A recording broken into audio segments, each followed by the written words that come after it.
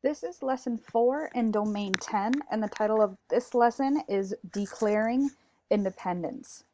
Now, at the end of this lesson, you're going to be able to explain why the Declaration of Independence is important. It's an important piece to our history, and it's an important piece to the independence of our nation. And you'll be able to describe that at the end of this lesson. Before we begin, there are a few vocabulary words that we need to know during this reading. The first one is commander-in-chief, and that's the commander or the head of an entire army. Continental Army is the army created by the Continental Congress. Declaration of Independence is a document that explained why the 13 American colonies no longer wanted to be controlled by Great Britain. And 4th of July is the day that the Declaration of Independence was adopted by the Continental Congress, and it's a national holiday that we celebrate, that we use to celebrate this event. Now, just to recap, we've learned about the original 13 colonies that we made when we came over to this continent, and we learned about how we started as being still governed and controlled by Great Britain, which was across the Atlantic, and these people started to really not like what Great Britain was doing, and that really started with the overtaxation of goods that they were providing them, and it really hit home when they overtaxed the price of tea.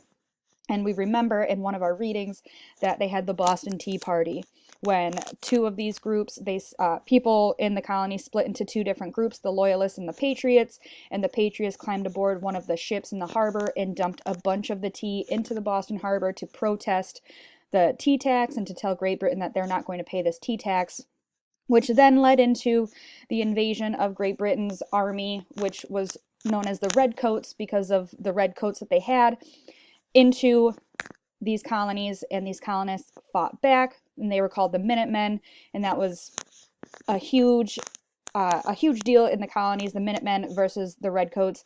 And we talked about how there was a first shot called the shot heard around the world that we're not really sure which side started, and we're not sure where that shot came from. So that is a summary of what we've learned so far. Now, the news of the shot heard around the world spread throughout the colonies, and once again, the colonists sent representatives to a meeting in Philadelphia, Pennsylvania, to discuss what had just happened and to decide what to do and where to go from there. The representatives at the Second Continental Congress were divided in their feelings about breaking away from Britain and becoming a completely independent nation. But several more small battles in the Massachusetts colony convinced them that they needed an army and someone to serve as a commander. Because as we remember, right now they had no army. They just had what was known as Minutemen, who were untrained people, who were volunteers. Most of them were farmers. They were not trained in battle. They were not trained in anything, and they had their weapons and their rifles and their muskets right next to their bed, and they were ready to go at a minute's notice, and that's why they were called Minutemen. So right now, they don't have any structured military. General George Washington seemed to be the perfect choice to lead the army. He had already fought to protect the colonies before, and he knew how the British fought. Dressed in his military uniform at the Continental Congress, he was respected by everyone and was easily elected as the commander-in-chief of the Continental Army. Washington set off to join troops from across the colonies in Massachusetts, ready to meet the British in the battle. Meanwhile, the Continental Congress continued to meet in Philadelphia. Among the representatives was a man named Benjamin Franklin. Franklin, who was born in the colony of Massachusetts and then lived in the colony of Pennsylvania, had actually moved to London, England for a few years. He had gone there to speak out in Parliament against the unfair taxing of the American colonies, and the fact that Americans had no say in Parliament. Benjamin Franklin was very good at arguing, and he was able to get the British to remove some of their taxes in the colonies.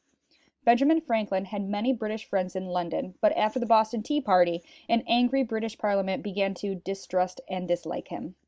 And so in 1775, Franklin decided that it was time to return home, arriving in Philadelphia, Pennsylvania, just in time for the second meeting of the Continental Congress.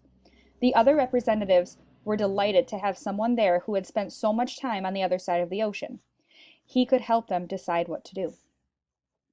The Continental Congress decided it was time to announce to Parliament and to the British King that the colonies no longer wanted to be a part of Great Britain. They wanted to declare themselves a free and independent nation. An official declaration would have to be written so that Parliament and the King would take them seriously. Who would write this important piece of information, the Declaration of Independence? The members of the Continental Congress considered many different people. Among those mentioned for the job was Thomas Jefferson, a 32-year-old representative from Virginia and one of the youngest men there. Jefferson had not been able to attend the First Continental Congress, but the representatives were all familiar with his powerful writing. Jefferson was elected to be its author. Thomas Jefferson went back to the rooms he was renting in Philadelphia, got out some paper, and scratched his head. He dipped his pen in ink and started writing. Sometimes he stopped and crossed out some words, and then went on. He knew a lot of important people were going to read this, so he had to make it good. Every morning for 17 days, he got up at dawn and got to work, writing and rewriting to make sure it was his best work. The Continental Congress liked Thomas Jefferson's work. Benjamin Franklin, among others, changed a word or two here and there, but most of the words remained those of young Jefferson's. On July 4, 1776, the Declaration of Independence was approved by a vote of the Continental Congress. It was sent to a printing shop that very night. Riders headed out across the countryside with copies. In town squares all over the colonies, people gathered to hear Thomas Jefferson's words read aloud.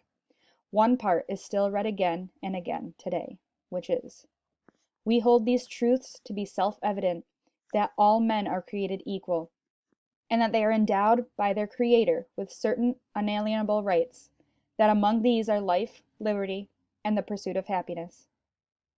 Those words mean that nobody is born any better than anyone else, and that all people, all over the world, have equal rights.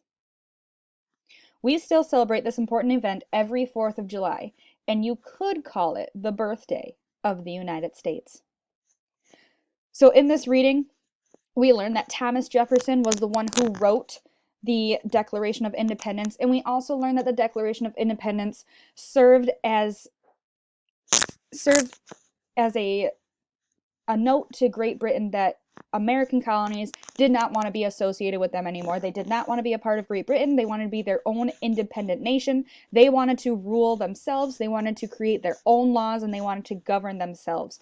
So the Declaration of Independence was that first step into getting that work done and really providing that piece of information to Great Britain saying, listen, we're done with this. We're going to step away. We do not want to be associated with you anymore. So that Declaration of Independence was a very important first step to the American colonies getting away from Great Britain and being able to govern themselves and be independent.